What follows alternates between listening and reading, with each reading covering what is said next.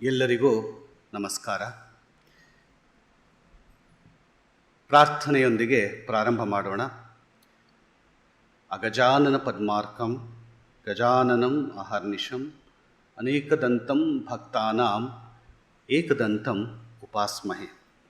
ಶ್ರುತಿಸ್ಮೃತಿಪುರಾಣಾನಾಂ ಆಲಯಂ ಕರುಣಾಲಯಂ ನಮಾಮಿ ಭಗವತ್ಪಾದಂ ಶಂಕರಂ ಲೋಕಶಂಕರಂ.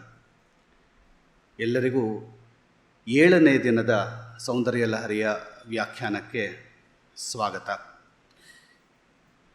ಕಳೆದ 6 ದಿನಗಳಲ್ಲಿ ನಾವು ಸೌಂದರ್ಯ ಲಹರಿಯ 10 ಶ್ಲೋಕಗಳನ್ನು ಅನುಸಂಧಾನ ಮಾಡಿದ್ದೇವೆ. ಈಗ 11ನೇ ಶ್ಲೋಕ ಸುಲಭವಲ್ಲ. ಈ ಶ್ಲೋಕ ಇದು ಶ್ರೀಚಕ್ರದ ವಿಜ್ಞಾನವನ್ನು ತೆಗೆದುಕೊಳ್ಳುತ್ತೆ. ಆದಿಶಂಕರರು ಈ ಶ್ಲೋಕದಲ್ಲಿ ಏನೆಲ್ಲ ಹೇಳಬಹುದೋ ಚಮತ್ಕಾರಯುತವಾಗಿ ಹೇಳಿದ್ದಾರೆ.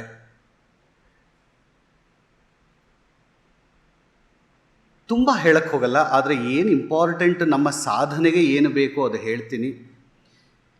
ಶ್ರೀಚಕ್ರ ಎಂದರೆ ಒಂದು ಮಿಥಿಕಲ್ ಫಾರ್ಮ್ ನಮ್ಮ ಮನಸ್ಸಿನಲ್ಲಿ ಬಂದ್ಬಿಟ್ಟಿರುತ್ತೆ. ಸೊ ಶ್ರೀಚಕ್ರದ ನಿಜವಾದ ಉದ್ದೇಶ ಏನು, ಶ್ರೀಚಕ್ರ ಅಂದರೆ ಏನು, ದೇವಿಗೂ ಶ್ರೀಚಕ್ರಕ್ಕೂ ಯಾವ ರೀತಿಯ ಸಂಬಂಧವಿದೆ, ಶ್ರೀಚಕ್ರ ಹಾಗೂ ನಮ್ಮ ದೇಹ ಅದಕ್ಕೆ ಯಾವ ರೀತಿ ಸಂಬಂಧ ಇದೆ, ಶ್ರೀಚಕ್ರಕ್ಕೂ ಮತ್ತು ಷಟ್ಚಕ್ರಕ್ಕೂ ಏನು ಸಂಬಂಧ ಇದೆ, ಇದನ್ನೆಲ್ಲ ಒಂದು ಸ್ವಲ್ಪ ಬಿಡಿಸ್ಕೊಂಡು ಬಂದರೆ ನಮ್ಮ ಒಳಗಡೆ ಇರೋ ಒಂದು ಮಿಥಿಕಲ್ ಅಥವಾ ಒಂದು ಮೂಢನಂಬಿಕೆ ಅಂತ ಕರಿಬೋದು, ಅದು ಸ್ವಲ್ಪ ಬಿಡಿಸ್ಕೋತೀವಿ. ಅದು ಮುಖ್ಯ. ಯಾಕಂದರೆ ಆದಿಶಂಕರರೇ ಶ್ರೀಚಕ್ರ ವಿಜ್ಞಾನನ ಈ ಶ್ಲೋಕದಲ್ಲಿ ಇಟ್ಟಿರಬೇಕಾದ್ರೆ ಅದನ್ನು ತಿಳ್ಕೊಳ್ಳೋದು ನಮ್ಮ ಕರ್ತವ್ಯವಾಗತ್ತೆ. ಪ್ರಸಂಗದಿಂದ ಪ್ರಾರಂಭ ಮಾಡೋಣ. ಈ ಶ್ಲೋಕದಲ್ಲಿ ಜಗನ್ಮಾತೆಯ ಶ್ರೀಚಕ್ರ ಸ್ವರೂಪವನ್ನು ಆದಿಶಂಕರರು ಹೇಳಿದ್ದಾರೆ. ಹಿಂದಿನ 10ನೆಯ ಶ್ಲೋಕದಲ್ಲಿ ಸಮಯಾಚಾರ ತತ್ಪರರಾದ ಅಂತರ್ಯಾಗದ ಸಾಧಕರಿಗೆ ಶ್ರೀಚಕ್ರವು 16 ಕಲೆಗಳನ್ನು ಒಳಗೊಂಡಿರುವ ಚಂದ್ರಮಂಡಲಾತ್ಮಕವಾದ ಸಹಸ್ರಾರ ಚಕ್ರವೇ ಆಗಿರುವುದು ಎನ್ನುವ ಅರ್ಥವನ್ನು ಧ್ವನಿರೂಪಾತ್ಮಕವಾಗಿ ಆಚಾರ್ಯ ಶಂಕರ ಭಗವತ್ಪಾದರು 10ನೇ ಶ್ಲೋಕದಲ್ಲಿ ಹಿಂದೆ ಹೇಳಿದ್ದಾರೆ. ಈ ಸೌಂದರ್ಯ ಲಹರಿಯ 11ನೆಯ ಶ್ಲೋಕದಲ್ಲಿ ಅದ್ವೈತ ಭಾವಪೂರ್ಣ ಶಿವಶಕ್ತಿ ರೂಪಾತ್ಮಕವಾದ ಶ್ರೀ ಲಲಿತಾ ತ್ರಿಪುರ ಸುಂದರಿಯ ಮಂದಿರ ರೂಪಾತ್ಮಕವಾದ ಶ್ರೀಚಕ್ರ ಸ್ವರೂಪವನ್ನು ಹೇಳುತ್ತಾ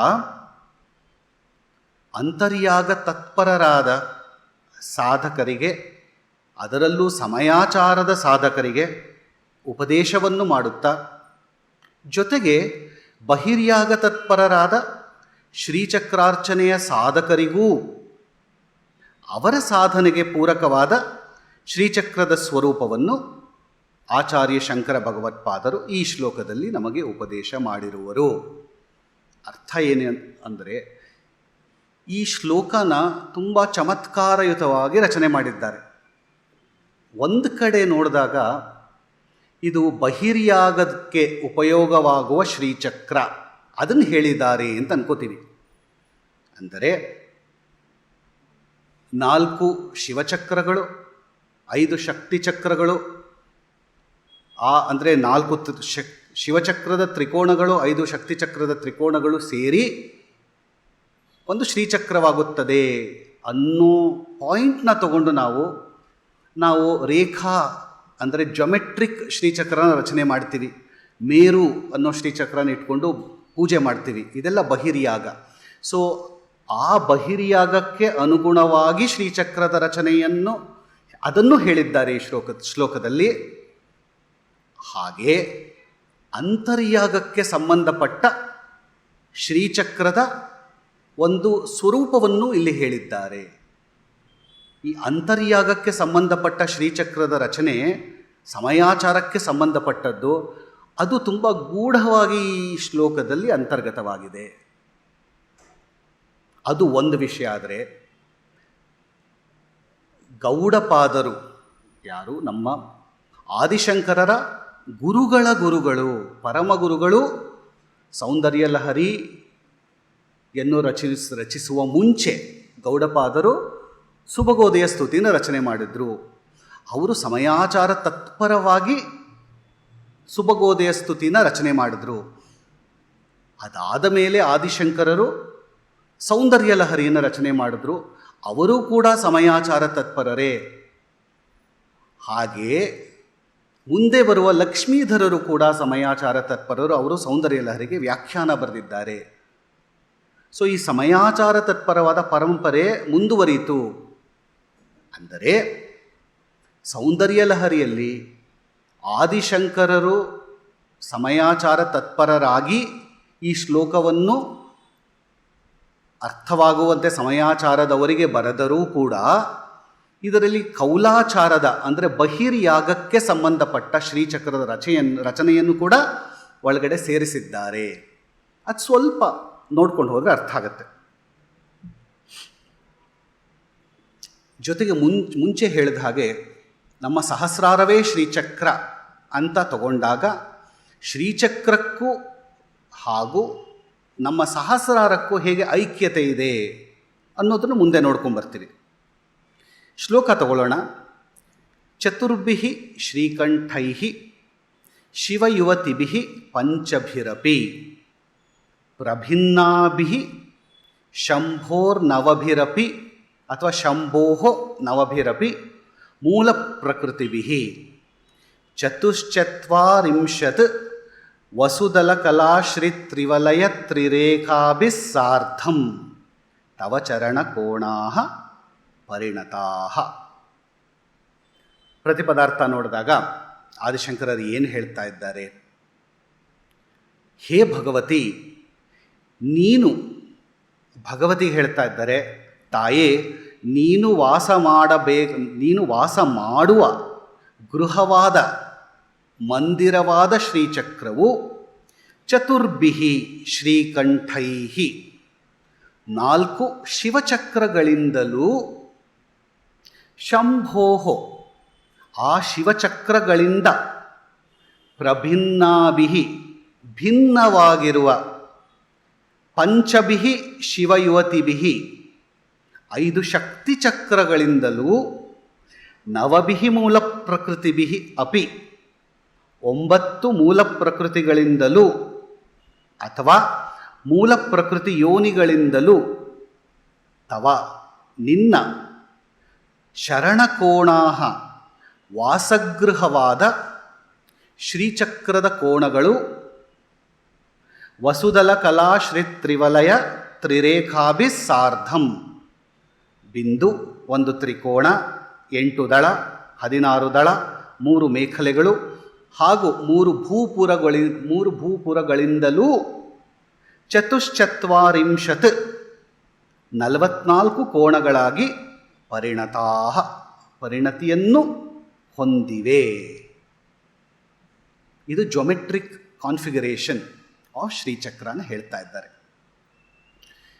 ಭಾವಾರ್ಥ ನೋಡಿದ್ರೆ, ಹೇ ಭಗವತಿ, 4 ಶ್ರೀಕಂಠಾತ್ಮಕ ಕೋಣಗಳಿಂದ ಹಾಗೂ ಆ ಶ್ರೀಕಂಠ ಕೋಣಗಳಿಗಿಂತ ಭಿನ್ನವಾದ 5 ಶಕ್ತ್ಯಾತ್ಮಕ ಕೋಣಗಳಿಂದ ಈ ಪ್ರಕಾರವಾಗಿ ಒಟ್ಟು 9 ಮೂಲ ಪ್ರಕೃತಿಗಳಿಂದ ನಿನ್ನ ಶ್ರೀಚಕ್ರ ರೂಪವಾದ ಗೃಹದ 8 ದಳಗಳು 16 ಕಲೆಗಳು 3 ವೃತ್ತಗಳು ಹಾಗೂ 3 ಭೂಪುರಗಳನ್ನು ಒಳಗೊಂಡಂತಹ ರೇಖೆಗಳಿಂದ ಯುಕ್ತವಾಗಿ ಪರಿಣತಿಯನ್ನು ಹೊಂದಿರಲಾಗಿ 44 ಕೋಣಗಳು ಆಗುತ್ತವೆ ಅಂತ ಆದಿಶಂಕರರು ಹೇಳಿದ್ದಾರೆ.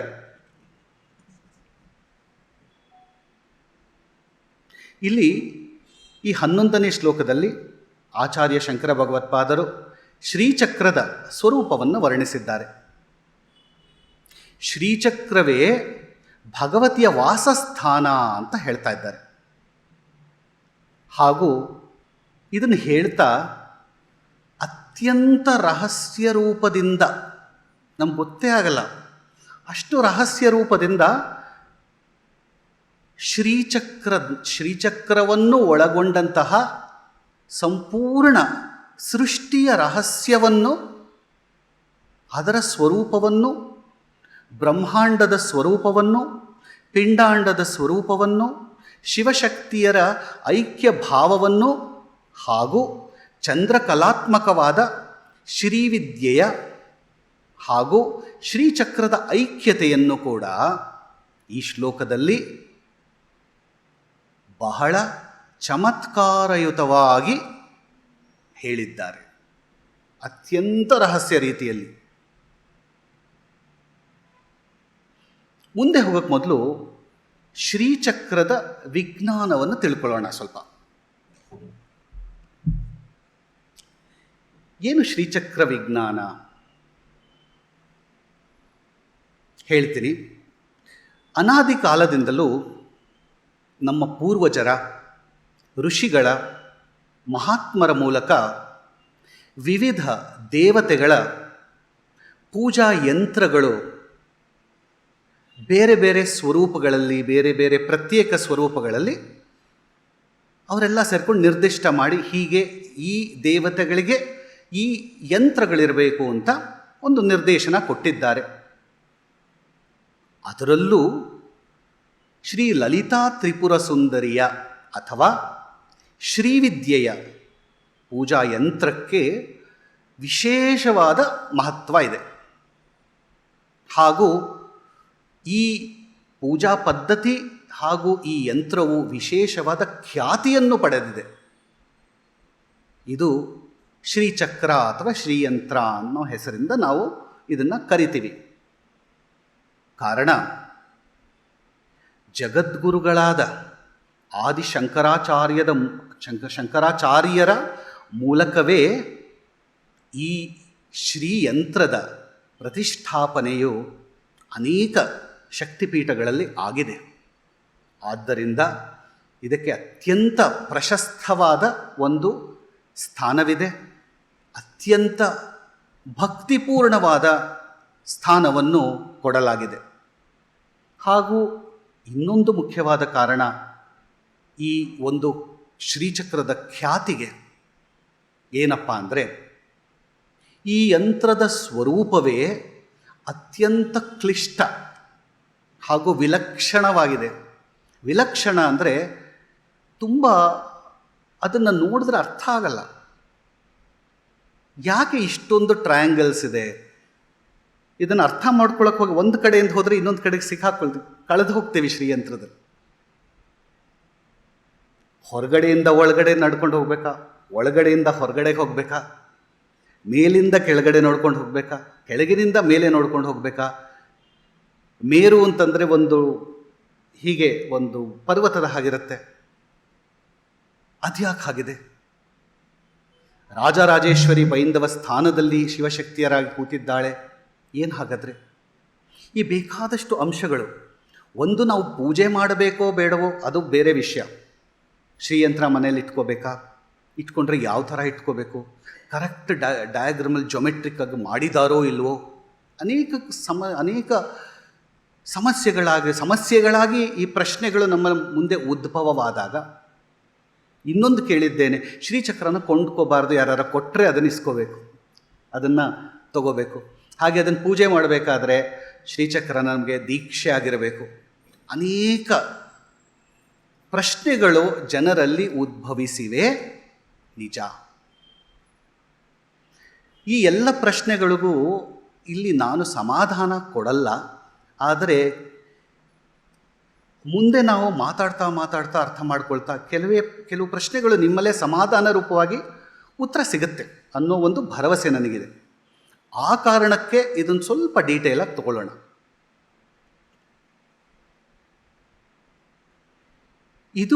ಈ ಯಂತ್ರವು ಪೂಜಾ ಯಂತ್ರ ಅಂದರೆ ಈ ಶ್ರೀಚಕ್ರವು ಇದನ್ನು ಪೂಜೆಗೆ ಅರ್ಹವಾದ ಯಂತ್ರ ಅಂತ ನಾವು ಅಂದ್ಕೊಂಡಿದ್ದೀವಿ. ಆದರೆ ಅದು ಬೇರೆಯದೇ ಆಗಿದೆ. ಇದು ದೇವಿಯ ಸ್ವರೂಪವೇ ಆದ್ದರಿಂದ ಅದು ಪೂಜೆಗೆ ಅರ್ಹ. ಈ ಪೂಜಾ ಯಂತ್ರವನ್ನು ನಾವು ಶ್ರೀಯಂತ್ರ ಅಥವಾ ಶ್ರೀಚಕ್ರ ಅಂತ ಕರಿತೀವಿ. ಇದರಲ್ಲಿ ಎಲ್ಲ ದೇವತೆಗಳ ಪೂಜೆಯೂ ಸಾಧ್ಯವಿದೆ. ಯಾಕೆ? ಭಗವತಿನ ಪೂಜೆ ಮಾಡಿದ್ರೆ ಎಲ್ಲ ದೇವತೆಗಳ ಪೂಜೆ ಆದಂಗೆ ಅಂತ ಹೇಳಿದ್ವಲ್ಲ. ಬ್ರಹ್ಮ ವಿಷ್ಣು ಮಹೇಶ್ವರರು 330 ಕೋಟಿ ದೇವತೆಗಳು ಅದರಲ್ಲಿ ಇರಲೇಬೇಕು. ಭಗವತಿ ಒಬ್ಬಳಿದ್ದರೆ, ಶಿವಶಕ್ತಿಯರಿದ್ದರೆ ಉಳಿದ ಎಲ್ಲರೂ ಇರಬೇಕು. ಆದ್ದರಿಂದ ಆ ಕಾರಣದಿಂದ ಶ್ರೀಚಕ್ರವು ಎಲ್ಲ ದೇವತೆಗಳನ್ನು ಒಳಗೊಂಡಿದೆ. ಜೊತೆಗೆ ನಾವು ಖಡ್ಗಮಾಲಾ ಸ್ತೋತ್ರದಲ್ಲಿ ಯಾವ ದೇವತೆಯರನ್ನು ತ್ರೈಲೋಕ್ಯ ಮೋಹನ ಚಕ್ರದಿಂದ ಎಲ್ಲಿ ನವ ಆವರಣ ರೂಪದಲ್ಲಿ ಹೊರಗಿನಿಂದ ಒಳಗಡೆ ಖಡ್ಗಮಾಲಾ ಸ್ತೋತ್ರದಲ್ಲಿ ನಾವು ಯಾರನ್ನು ಹೇಳ್ಕೋತೀವೋ ಆ ಖಡ್ಗಮಾಲಾ ಸ್ತೋತ್ರವು ಶ್ರೀಚಕ್ರದಲ್ಲಿ ಆವರಣಗಳಲ್ಲಿ ಸ್ಥಿತರಾದ ದೇವತೆಗಳ ಒಂದು ನಾಮಾವಳಿ. ಸೊ ಆ ದೇವತೆಗಳು ಇಲ್ಲೇ ಇದ್ದಾರೆ. ಈ ಕಾರಣದಿಂದಾಗಿ ಈ ಶ್ರೀಚಕ್ರವನ್ನು ಯಂತ್ರರಾಜ ಅಥವಾ ಚಕ್ರರಾಜ ಅಂತ ಕರಿತೀವಿ. ಶ್ರೀಚಕ್ರ ರಾಜನಿಲಯ ಅಂತ ಹೇಳ್ತೀವಿ ಭಗವತಿಗೆ. ಶ್ರೀಚಕ್ರರಾಜ ಸಿಂಹಾಸನೇಶ್ವರಿ ಶ್ರೀಲಲಿತಾ ಅಂಬಿಕೆ ಅಂತ ಒಂದು ಕೃತಿ ಕೂಡ ಇದೆ. ಸೊ ಆದ್ದರಿಂದ ಅವಳಿಗೆ ಯಾಕೆ ಈ ಹೆಸರು ಬಂದಿದೆ ಅಂತ ತಿಳ್ಕೊಳ್ಳೋಕೆ ಮೊದಲು ಶ್ರೀಚಕ್ರದ ಜಟಿಲ ಸ್ವರೂಪ ಹಾಗೂ ಅದರಲ್ಲಿ ಅಂತರ್ನಿಹಿತವಾದ ವಿಸ್ತೃತವಾದ ದಾರ್ಶನಿಕ ತತ್ವಗಳನ್ನು ಕಂಡು ದೊಡ್ಡ ದೊಡ್ಡ ಭೌತಿಕ ವಿಜ್ಞಾನಿಗಳು ಅಂದರೆ ಸೈಂಟಿಸ್ಟ್ಸ್, ಫಿಸಿಕ್ಸ್ ಆಗಲಿ ಕೆಮಿಸ್ಟ್ರಿ ಆಗಲಿ, ಈ ದೊಡ್ಡ ದೊಡ್ಡ ಸೈಂಟಿಸ್ಟ್ಗಳಿಗೂ ಕೂಡ ಆಶ್ಚರ್ಯಚಕಿತವನ್ನು ಉಂಟು ಮಾಡಿದೆ ಶ್ರೀಚಕ್ರದ ಒಂದು ರಚನೆ. ಶ್ರೀಚಕ್ರದಲ್ಲಿ ಇರುವಂತಹ ರೇಖಾಗಣಿತ ಅಂದರೆ ಜೊಮೆಟ್ರಿಕಲ್ ಕಾನ್ಫಿಗರೇಷನ್ ಆರ್ಕಿಟೆಕ್ಚರ್, ಈ ರೇಖಾಚಿತ್ರವು ಅತ್ಯಂತ ವಿನೂತನ ಹಾಗೂ ಕ್ಲಿಷ್ಟವಾದದ್ದು. ವಿನೂತನ ಅಂದರೆ ಹೊಸದು ಅಂತಲ್ಲ. It is so innovative, it is so new that ವೆಸ್ಟರ್ನರ್ಸ್ಗೆ ಇದು ಗೊತ್ತೇ ಇಲ್ಲ. ಹೇಗೆ ಸಾಧ್ಯ ಇದು?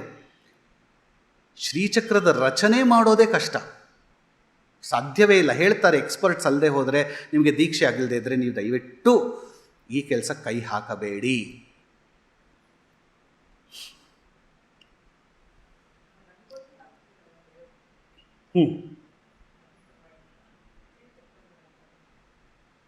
ಆ ಪ್ರಶ್ನೆಗೆ ನಾನು ಉತ್ತರ ಕೊಡಲ್ಲ, ನಿಮ್ಮ ಮನಸ್ಸಿನ ಉತ್ತರ ತಗೊಳ್ಳಿ.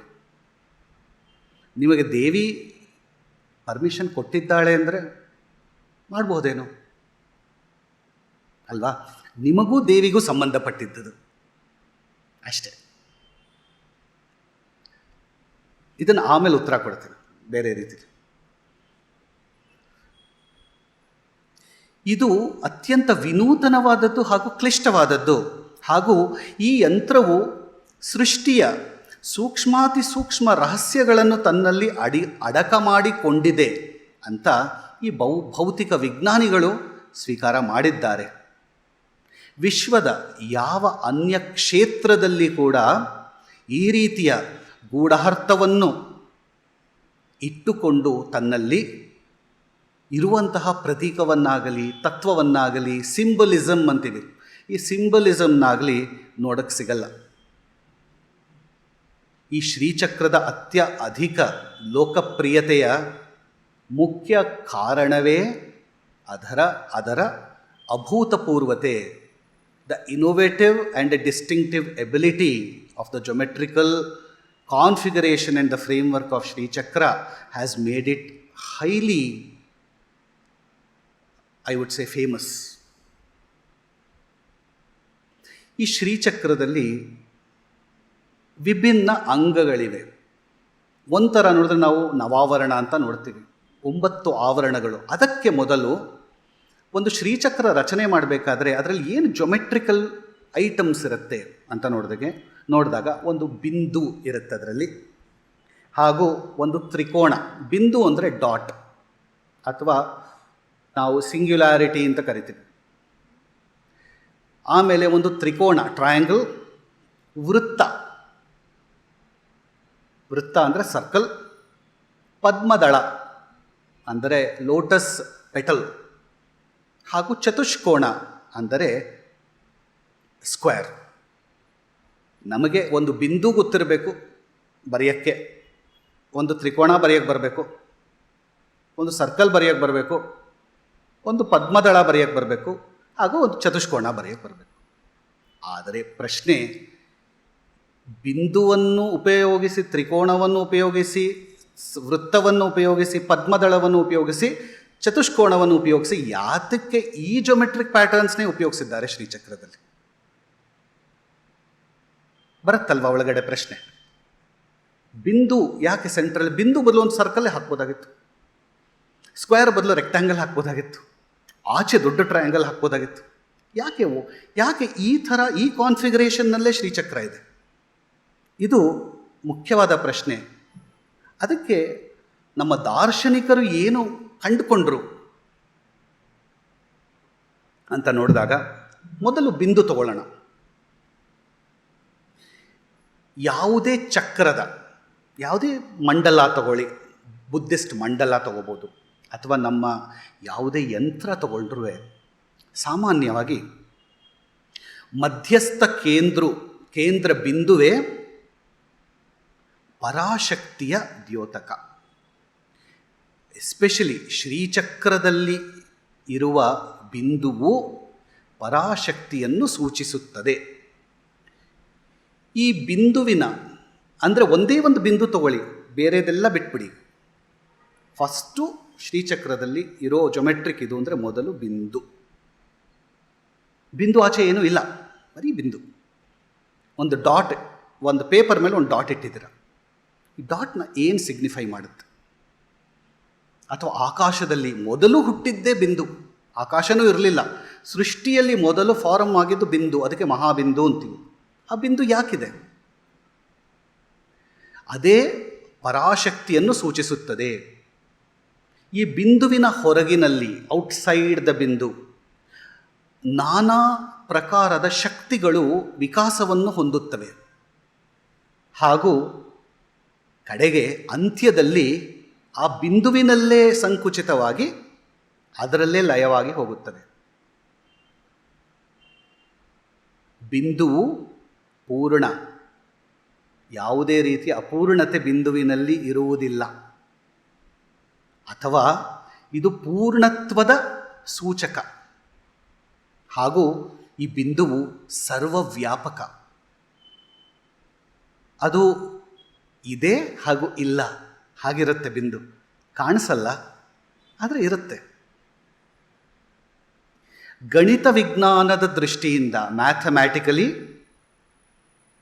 ಬಿಂದುವು ಉದ್ದ ಅಗಲ ದಪ್ಪ ರಹಿತ. That means length, breadth and height ಇಲ್ಲ ಬಿಂದುಗೆ ಜೊಮೆಟ್ರಿ ಪ್ರಕಾರ. ಅದನ್ನು ಕಡಿಮೆ ಮಾಡಲು ಸಾಧ್ಯವಿಲ್ಲ, ಅದನ್ನು ಜಾಸ್ತಿ ಮಾಡಲು ಸಾಧ್ಯವಿಲ್ಲ. ನಮಗೆ ಬಿಂದು ಅರ್ಥ ಆಗಬೇಕು, ಏನು ಬಿಂದು ಅಂತ. ಅದು ಅರ್ಥ ಆದರೆ ಶ್ರೀಚಕ್ರ ಅರ್ಥ ಆಗುತ್ತೆ. ಪ್ರಕೃತಿ ವಿಜ್ಞಾನ ಆರ್ ಕಾಸ್ಮಾಲಜಿ ಹೇಗೆ, ಅಥವಾ ಸೃಷ್ಟಿ ವಿಜ್ಞಾನ, ಇದರ ಅನುಸಾರ ಈ ಬಿಂದುವು ವಿಶ್ವದ ಬೀಜ, ಬ್ರಹ್ಮಾಂಡದ ಕಾಸ್ಮಾಸ್ ಇದರ ಬೀಜ.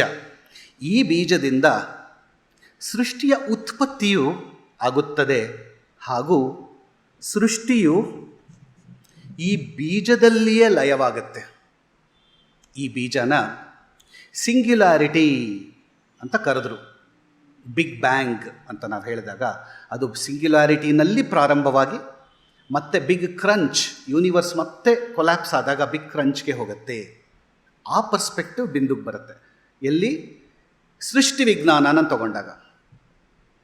ಆಧ್ಯಾತ್ಮ, ಸ್ಪಿರಿಚುವಲ್ ಸ್ಟಡೀಸ್ ಪರ್ಸ್ಪೆಕ್ಟಿವಿಂದ ಬಿಂದುನ ತಗೊಂಡ್ರೆ ಅದಕ್ಕೆ ಗತ್ಯಾತ್ಮಕ ಹಾಗೂ ಸ್ಥಿತ್ಯಾತ್ಮಕ. ಅಂದರೆ ಗತ್ಯಾತ್ಮಕ ಅಂದರೆ ಅದಕ್ಕೆ ಗತಿ ಇದೆ, ಅದು ಕೈನೆಟಿಕ್ ಎನರ್ಜಿ, ಮೂವ್ ಆಗತ್ತೆ. ಹಾಗೆ ಸ್ಥಿತ್ಯಾತ್ಮಕ ಅಂದರೆ ಸ್ಥಿತಿ ರೂಪದಲ್ಲಿ ಇರುತ್ತದೆ. ಅದು ಅಂದರೆ ಸಾಕ್ಷಿಭೂತವಾಗಿ ಕೂಡ ಇರುತ್ತದು, ಪೊಟೆನ್ಷಿಯಲ್ ಆಗಿರುತ್ತೆ ಎನ್ನುವ ಅದರ ಎರಡರ ಐಕ್ಯತೆಯಲ್ಲಿ ಸ್ಪಿರಿಚುವಲ್ ಆಗಿರುತ್ತದೆ. ಅಂದರೆ ಶಿವತತ್ವವಾಗಿ ಅದು ಸ್ಥಿತಿ ರೂಪದಲ್ಲಿರುತ್ತೆ, ಗತಿ ರೂಪದಲ್ಲಿ ಶಕ್ತಿ ರೂಪದಲ್ಲಿರುತ್ತೆ, ಅದರ ಏಕಾತ್ಮತೆಯ ರೂಪದಲ್ಲಿ ಬಿಂದುವು ಇದೆ. ಅದಕ್ಕೆ ನಾವು ಶಿವಶಕ್ತ್ಯಾಯುಕ್ತೋ ಅಂತ ಹೇಳ್ತೀವಿ. ಅದಕ್ಕೆ ನಾವು ಶ್ರೀಚಕ್ರದ ಬಿಂದುವಿನಲ್ಲಿ ಶಿವತತ್ವ ಶಕ್ತಿ ತತ್ವವೆರಡೂ ಇದೆ ಅಂತ ಹೇಳ್ತೀವಿ. ಶರೀರ ಹಾಗೂ ಪ್ರಾಣ ವಿಜ್ಞಾನ ಅಂದರೆ ಫಿಸಿಯಾಲಜಿ ಪರ್ಸ್ಪೆಕ್ಟಿವಿಂದ ಬಿಂದುನ ವೀರ್ಯ ಅಂತ ಕರಿತೀವಿ. ಅದು ಜೀವಕ್ಕೆ ಜನ್ಮ ನೀಡುತ್ತೆ ಅನ್ನೋ ಪರ್ಸ್ಪೆಕ್ಟಿವಿಂದ ನಾವು ಜೀವ ವಿಜ್ಞಾನದಲ್ಲಿ ಹೇಳ್ತೀವಿ. ಹಾಗೆ ಸಾಧನೆ, ಒಬ್ಬ ಸಾಧಕ ಯೋಗದಲ್ಲಿ ಸಾಧನೆ ಮಾಡ್ತಾ ಆ ದೃಷ್ಟಿಕೋನದಿಂದ ಬಿಂದುನ ಚಿತ್ ಶಕ್ತಿಯ ಆಧ್ಯಾತ್ಮಿಕ ಮೂಲ ಹಾಗೂ ಕೇಂದ್ರ ಅಂತ ಹೇಳ್ತೀವಿ. ಇದು ಮೇರುದಂಡದ ಮೂಲದಲ್ಲಿ ಅಂದರೆ ಮೂಲಾಧಾರದಲ್ಲಿ ಬಿಂದು ಸ್ವರೂಪದಲ್ಲಿ ಪರಾಶಕ್ತಿ ಕುಂಡಲಿನಿ ಸುಪ್ತಾವಸ್ಥೆಯಲ್ಲಿ ಇರುವ ಹಾಗೆ ಇರುತ್ತೆ. ಹಾಗೆ ಹೃತ್ಪಿಂಡದ ಮಧ್ಯದಲ್ಲಿ ಎಲ್ಲಿ ನಾವು ಮೂಲಾಧಾರದಲ್ಲಿ ಸ್ವಯಂಭೂಲಿಂಗ ಪರಾಶಕ್ತಿ ಅಂತ ಹೇಳಿದ್ರು ಆ ಸ್ಥಿತಿಯಲ್ಲಿರುತ್ತೆ ಸಾಧಕರಿಗೆ. ಹಾಗೂ ಹೃತ್ಕಮಲದಲ್ಲಿ ಬಿಂದುವು ಬಾಣಲಿಂಗ ಮತ್ತು ತ್ರಿಕೋಣದ ರೂಪದಲ್ಲಿರುತ್ತೆ.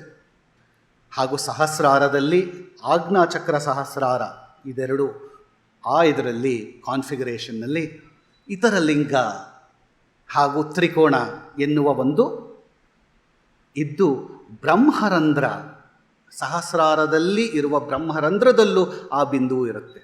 ಹಾಗೆ ಈ ಬಿಂದು ಅನ್ನೋ ಪದಕ್ಕೆ ಅನೇಕ ದೃಷ್ಟಿಕೋನಗಳು ಪರ್ಸ್ಪೆಕ್ಟಿವ್ಸ್ ಇರೋದ್ರಿಂದ ಇದೆಲ್ಲನ್ನೂ ಸಮನ್ವಯೀಕರಿಸಿದಾಗ ನಮಗೆ ಶ್ರೀಚಕ್ರದ ಬಿಂದು ಕಾಣುತ್ತೆ. ಇದು ಬಿಂದು. ಈಗ ತ್ರಿಕೋಣ. ಪರಾಶಕ್ತಿ ಬಿಂದು ಮೊದಲು. ಆ ಬಿಂದು ಡೆವಲಪ್ ಆಗಬೇಕು, ವಿಕಾಸ ಆಗಬೇಕು. ಅಂದರೆ ಅದು ಆಚೆ ಬರಬೇಕು, ಸೃಷ್ಟಿ ಆಗಬೇಕಲ್ಲ. ಅದು ಸೃಷ್ಟಿಯಾದಾಗ ಈ ವಿಕಾಸದ ಸೂಚಕವೇ ತ್ರಿಕೋಣ. ಸಂಕುಚಿತ ಆದರೆ ಬಿಂದು ಆಗುತ್ತೆ. ಆ ಸಿಂಗ್ಯುಲಾರಿಟಿಯಿಂದ ಬಿಗ್ ಬ್ಯಾಂಗ್ ಆಚೆ ಬಂದಾಗ, ಸೃಷ್ಟಿ ಕ್ರಿಯೇಟ್ ಆದಾಗ ಅದು ತ್ರಿಕೋಣದ ಶೇಪ್ ತಗೊಳ್ಳುತ್ತೆ. ಇದಕ್ಕೆ ಕಾರಣ ಆಕಾಶವನ್ನು ಅರ್ಥಾತ್ ಶೂನ್ಯವನ್ನು ಮೂರು ರೇಖೆಗಳಿಗಿಂತ ಕಡಿಮೆ ರೇಖೆಗಳಲ್ಲಿ ವ್ಯಾಪ್ತಿ ಮಾಡಲು ಸಾಧ್ಯವಿಲ್ಲ. ಅಂದರೆ ಇಫ್ ಯು ವಾಂಟ್ ಟು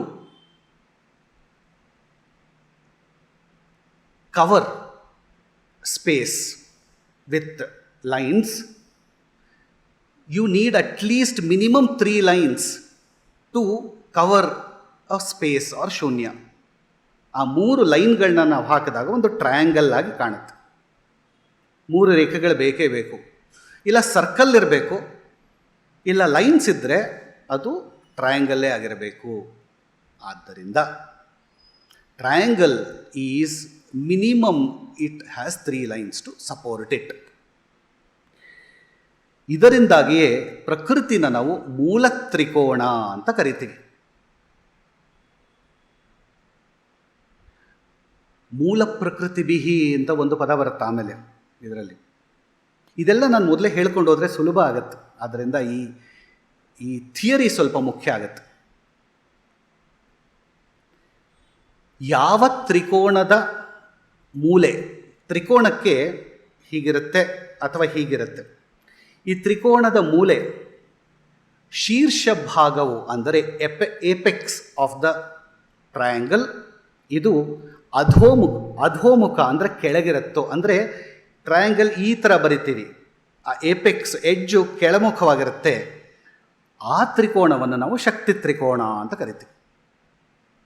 ಯಾವ ತ್ರಿಕೋಣದ ಮೂಲೆ ಅಥವಾ ಶೀರ್ಷ ಭಾಗ ಊರ್ಧ್ವಮುಖವಾಗಿದೆಯೋ ಅದನ್ನು ಶಿವತ್ರಿಕೋಣ ಅಂತ ಕರಿತೀವಿ.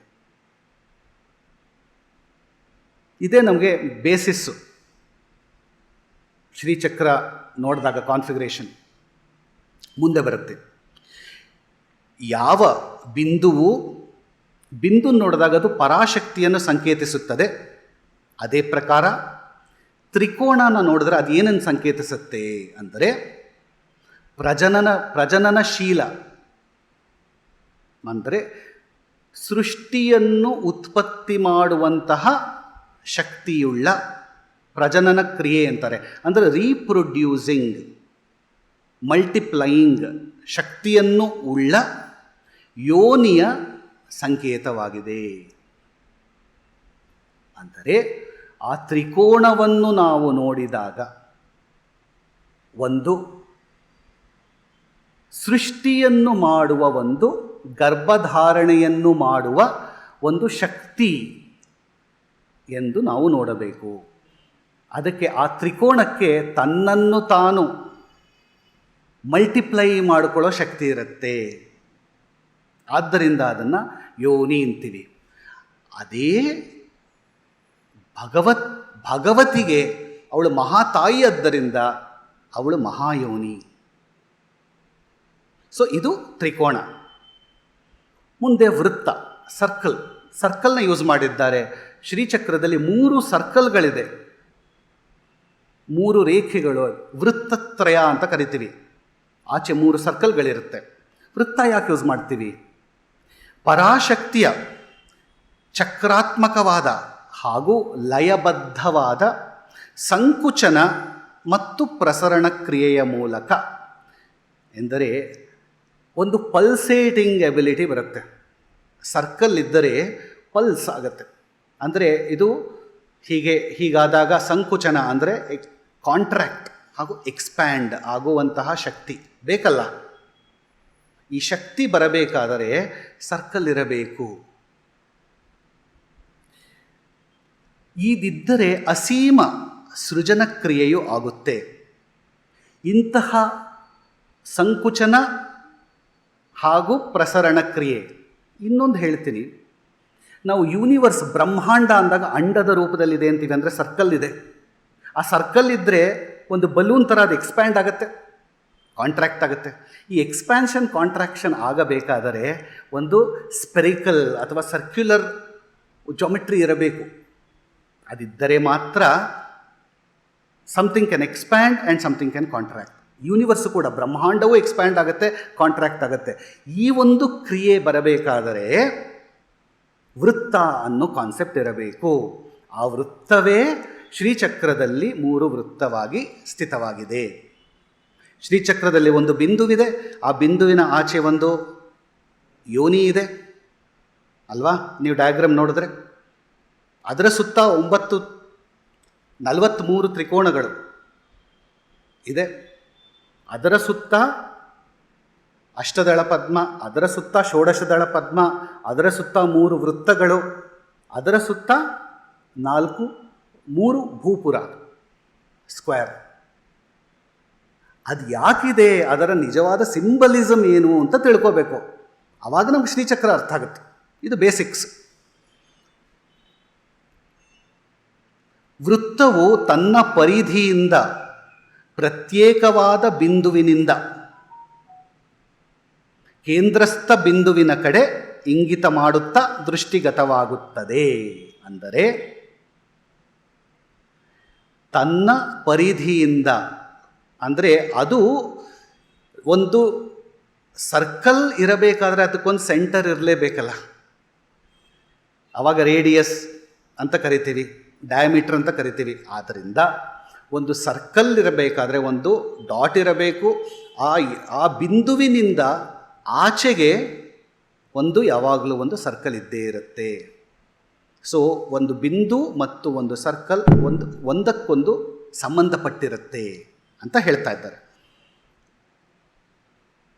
ಇನ್ನೊಂದು ಪದ್ಮದಳ, ಅಂದರೆ ಲೋಟಸ್ ಪೆಟಲ್.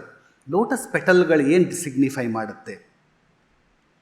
ಚಕ್ರ ಅಥವಾ ಯಂತ್ರದಲ್ಲಿ ವಿದ್ಯಮಾನವಾಗಿರುವ ಕಮಲ ಅಥವಾ ಪದ್ಮದಳ, ಕಮಲದ ಎಸಳು ಅಂತೀವಿ, ಯಾವಾಗಲೂ ಪರಿಧಿಯ ಕಡೆ ಇಂಗಿತ ವ್ಯಕ್ತ ಮಾಡುತ್ತದೆ. ಪರಿಧಿ ಅಂದರೆ ಒಂದು ಬೌಂಡ್ರಿ. ಯಾವುದಕ್ಕೆ ಯಾವುದಾದ್ರೂ ಬೌಂಡರಿ ಇರಬೇಕು ಅಂದರೆ ಆ ಬೌಂಡ್ರಿನ ತೋರಿಸೋದಕ್ಕೆ ಒಂದು ಕಮಲದ ದಳನ ಇಡ್ತೀವಿ. ಇದರಿಂದ ವಿಕಸನಶೀಲ ರೂಪಳಾದ ಅಪೂರ್ವ ಶಕ್ತಿಯ ಬೋಧೆಯಾಗುತ್ತದೆ. ಒಂದು ಶಕ್ತಿ ಡೆವಲಪ್ ಆಗಬೇಕು ಅಂತ ತೋರಿಸ್ಬೇಕಾದ್ರೆ, ಅದಕ್ಕೊಂದು ಬೌಂಡ್ರಿ ಇರಬೇಕು ಅಂತ ತೋರಿಸ್ಬೇಕಾದ್ರೆ ಕಮಲದ ದಳನ ಉಪಯೋಗಿಸ್ತಾರೆ ಡಯಾಗ್ರಮ್ಯಾಟಿಕ್ ಆಗಿ. ಅಂದರೆ ಕಮಲದ ದಳ ತೋರಿಸಿದ ತಕ್ಷಣ ಅದರಲ್ಲಿ ಶಕ್ತಿ ಇದೆ, ಆ ಶಕ್ತಿಯು ಒಳಹೋಗುತ್ತದೆ, ಹೊರಗೆ ಬರುತ್ತದೆ ಅಂತ ಹೇಳಬೇಕಾದರೆ ಒಂದು ಕಮಲದ ದಳ ತೋರಿಸ್ತಾರೆ.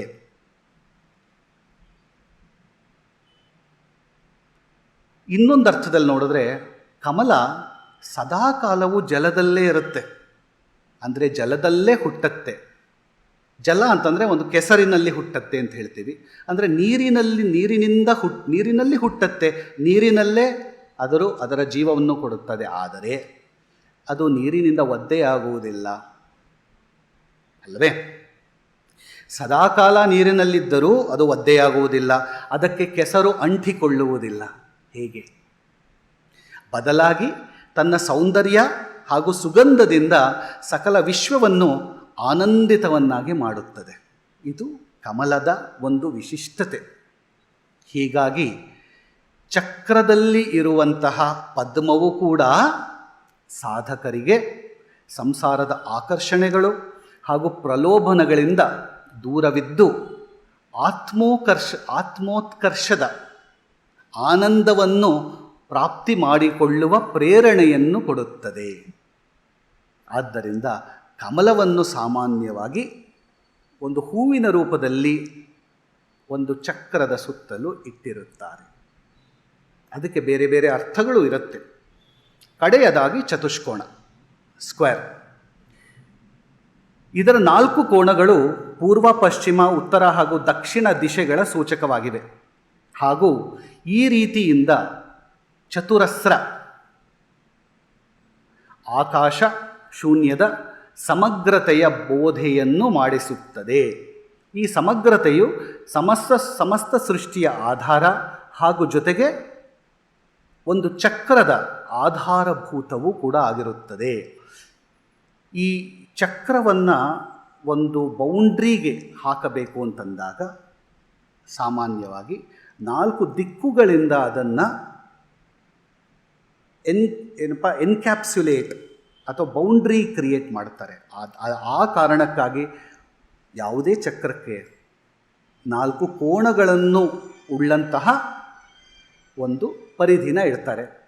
ಶ್ರೀಚಕ್ರದಲ್ಲಿ 3 ಬೌಂಡ್ರಿಗಳಿದೆ ಹಾಗೂ 3 ರೇಖೆಗಳಿದೆ ಹಾಗೂ 4 ದ್ವಾರಗಳಿದೆ. ಪೂರ್ವ, ಪಶ್ಚಿಮ, ಉತ್ತರ, ದಕ್ಷಿಣ ಅಂತ 4 ದ್ವಾರಗಳು ಕೂಡ ಇದೆ ಶ್ರೀಚಕ್ರ. ಸೊ ಇದು ಬೇಸಿಕ್ ಜೊಮೆಟ್ರಿ.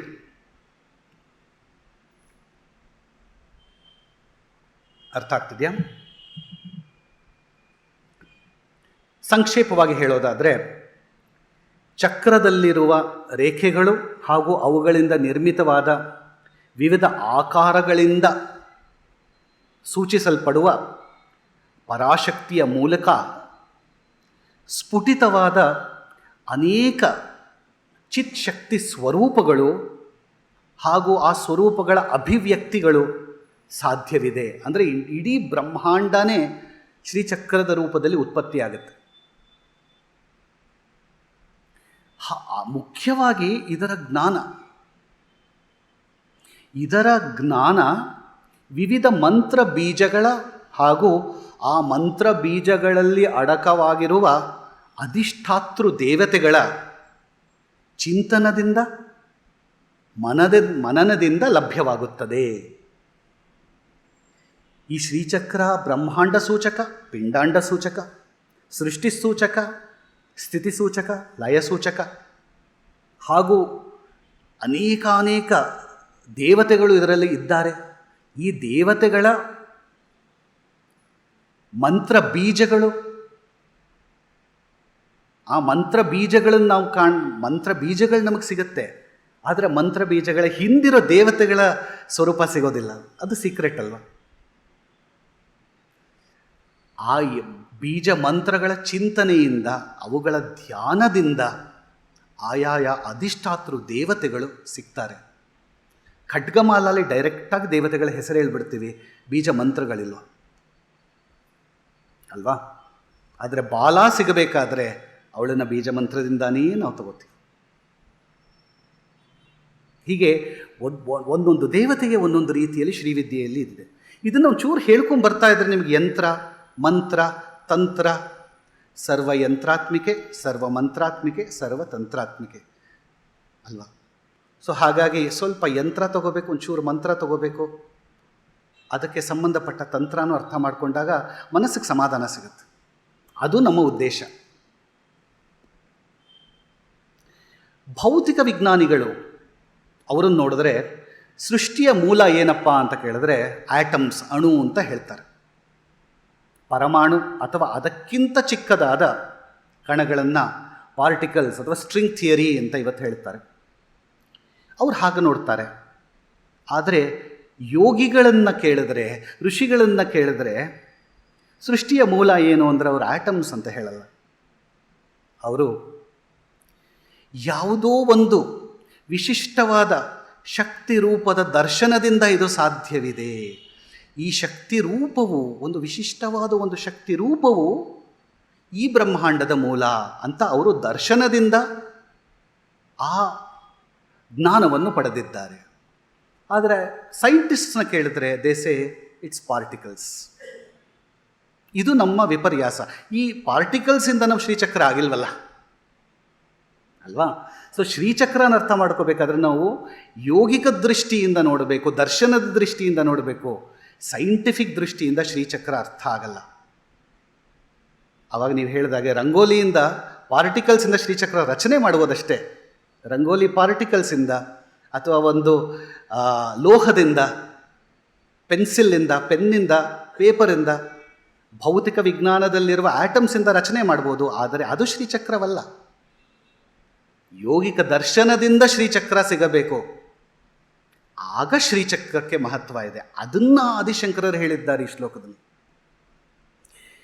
ಈ ವಿಶಿಷ್ಟ ಶಕ್ತಿಯ ಆಕೃತಿ, ರೂಪ, ಯಂತ್ರ ಇದರ ಮೂಲಕವಾಗಿ ಸೃಷ್ಟಿಯಲ್ಲಿ ಅಡಕವಾಗಿರುವ ಆಂಶಿಕ ಅಥವಾ ಸಂಪೂರ್ಣ ಸ್ವರೂಪದ ಬೋಧನೆಯು ನಮಗೆ ಆಗತ್ತೆ.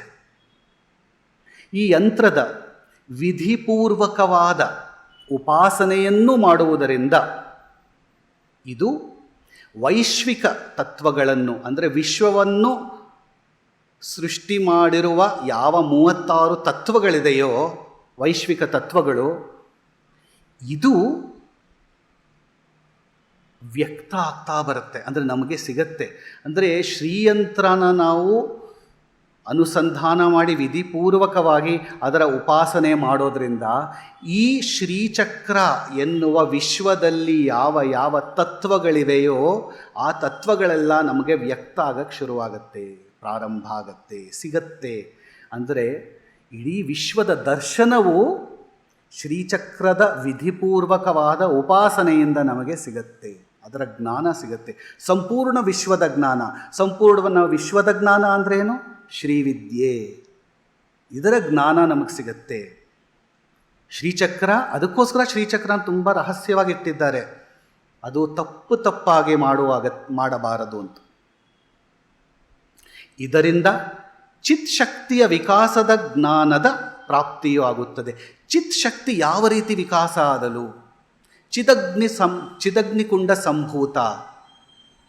ಅವಳು ಚಿತ್ ಎನ್ನುವ ಅಗ್ನಿಕುಂಡದಿಂದ ಹುಟ್ಟಿದವಳು ಲಲಿತೆ. ಜೊತೆಗೆ ದೇವಕಾರ್ಯ ಸಮುದ್ಯತ. ಅವಳು ದೇವತೆಗಳ ಕಾರ್ಯಕ್ಕಾಗಿ ಅವಳು ನಿಮಗ್ನಳಾಗಿದ್ದಾಳೆ ಅಲ್ವಾ? ಚಿತ್ ಎನ್ನುವ ಅಗ್ನಿಯಿಂದ ಲಲಿತೆ ಹುಟ್ಟಿದ್ದಾಳೆ. ಸೊ ಈ ಚಿತ್ ಶಕ್ತಿಯ ವಿಕಾಸ ಹೇಗಾಗತ್ತೆ? ಎಲ್ಲಿ ನಮ್ಮ ಪಿಂಡಾಂಡದಲ್ಲಿ ಚಿತ್ ಶಕ್ತಿ ಯಾವ ರೀತಿ ವಿಕಾಸ ಆಗ್ತಾಳೆ, ಅಜ್ಞಾನದಿಂದ ಸುಜ್ಞಾನದ ಕಡೆ ಬರಬೇಕಾದ್ರೆ ಅರ್ಘ್ಯ ಏನು ಹೇಳ್ತಾರೆ? ಕರೆಕ್ಟ್, ಕುಸುಮ ಪ್ರಿಯ. ಅಲ್ಲೂ ಕುಸುಮ, ಹೂವು, ದಳ ಅಲ್ವಾ? ಸೊ ಈ ಚೈತನ್ಯವು ಯಾವ ರೀತಿಯಲ್ಲಿ ಬ್ರಹ್ಮಾಂಡವನ್ನು ಉತ್ಪತ್ತಿ ಮಾಡಿ ಅದನ್ನು ಸೃಷ್ಟಿ ಸ್ಥಿತಿ ಕಾರ್ಯಗಳಲ್ಲಿ ತೊಡಗತ್ತೋ, ನಮ್ಮಲ್ಲಿ ಹೇಗೆ ಅದು ಆಗತ್ತೋ ಆ ವಿಕಾಸದ ಜ್ಞಾನ, ಅದು ಶ್ರೀವಿದ್ಯೆ, ಅದು ನಮಗೆ ಸಿಗತ್ತೆ ಶ್ರೀಚಕ್ರದ ಉಪಾಸನೆಯಿಂದ.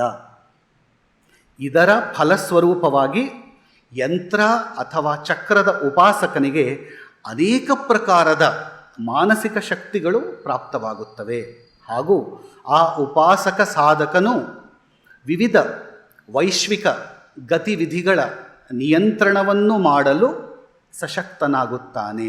ಹಿ will get the power to control or to direct different aspects of this life for himself and for others, for good.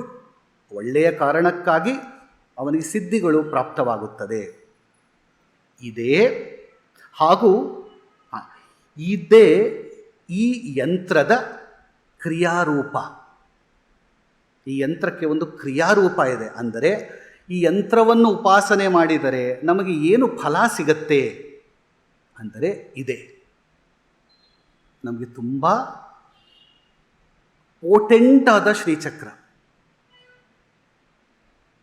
ಉಪಾಸನೆ ಹಾಗೂ ಅಭಿಮಂತ್ರಣದ ನಿರಂತರ ಅಭ್ಯಾಸದಿಂದ, ನಿಯಮಪೂರ್ವಕವಾದ ಅಭ್ಯಾಸದಿಂದ ಯಂತ್ರವು ಸಾಕ್ಷಾತ್ ಶಕ್ತಿ ರೂಪದಿಂದ ಪರಿಣತವಾಗುತ್ತದೆ.